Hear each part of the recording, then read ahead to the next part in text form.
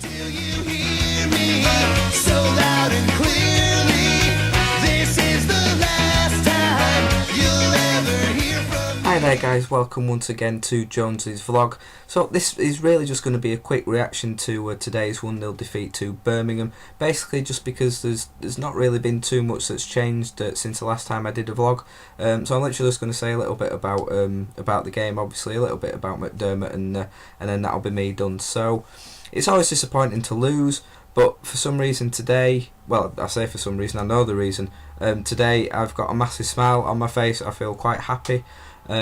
First of all, we're definitely mathematically safe from relegation now, which, let's be honest, you know, whilst we were under Warnock and at the time that he left, things were really looking bleak for that. But you know, McDermott's come in, he's done what he needed to do, other results have gone our way, so you know, we are mathematically safe from relegation, so that's one reason. But the second reason is just McDermott himself, especially in his interview after the game. You know, he came out being so positive about it, you know, saying we probably deserved a point out of the game. Obviously I haven't been there today, or else I wouldn't be recording this so quickly, but obviously listened to it on Yorkshire radio, part of which was done over a phone line because of technical issues, so that was fun. And you know, again, it did sound like we were playing more positive football and still sticking to that, you know, passing style of play. Obviously it didn't work brilliantly today. I mean, we were all over Birmingham at the time that they scored their goal. Sounded like it was probably a mistake from Paddy Kenny. Again, you know, I haven't seen it, so I can't really say too much about it, but just going off what people have said on Twitter and people that were actually at the game. So, you know, I'm not going to blame him straight away. But, you know, McDermott said that we probably deserved at least a point out of the game, and by the sounds of it, it probably sounds about right.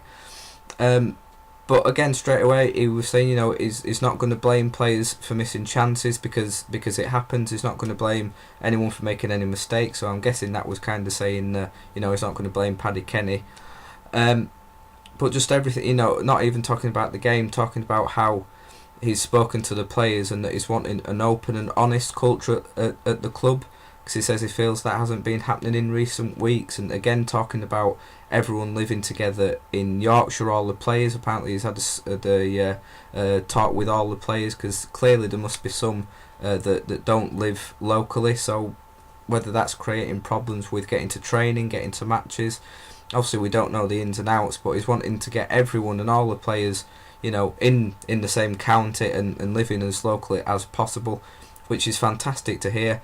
You know, wanting to get this honest and open policy at the club, which he is right. We know under Bates that it's been 8 years of lies under him, so to finally get a manager that is so open with everything that he says and wants to be honest and wants the whole club to be honest with each other, it's just, again, I used it last time, but it's just so much more positive talk from the guy.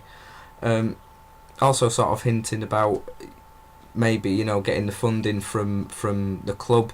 It does worry me a bit, and someone has already said on Twitter and got in there before I did, it does sound like the kind of guy that if the promise was broken sort of from the owners, he probably would leave, which does worry me a bit. But you know, I don't want to look negatively at that yet. You know, I'm hoping that GFH, or you know, whoever's going to be coming in with investment or whoever's going to be in charge, will back him in summer, and get the players in that he needs. So yeah, I mean, I've been left feeling really quite happy after hearing his interview. You know, like I say, so much better than Warnock, you know, who was always coming out and started off by blaming someone or having a go at someone. You know, but McDermott seems a guy that just says it how it is, and like I say, he's created that, you know, that sort of positivity about it. So like I say, guys, you know, that is just really all I've got to say on the game, because you know, I wasn't there, so I always feel like I can't come here and give a really good account of the game, because there's no real point there. But you know, we're safe from relegation.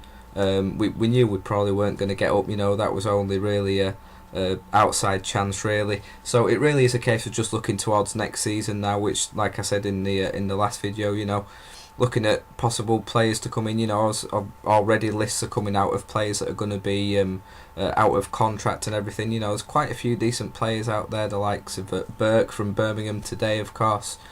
and there's been plenty of others mentioned about. So let me know the players that you've seen that you think are realistic targets for us. So yeah, I am just going to mention again the Q&A session as I did in the last video. I am planning a question and answer session for well, it's going to be a video. I'm asking you to send your questions in now, and I will make a video. It's definitely going to be next week. I'm probably thinking next weekend, maybe into the next week after that, because I do have quite a busy week this week, guys, and obviously it gives you more time to get your questions into me. So I'm not really setting any real limits to the questions. If you want to make it all about Leeds United, then that's fine. But if you want to ask questions about any kind of sport, because I am a big fan of most sports really, rugby league, cricket, snooker, anything like that. If you want to know anything about me, my background, my other hobbies and things, what I do, then that's, feel free there. Just get your questions in, and hopefully we can make a pretty decent video out of that, guys.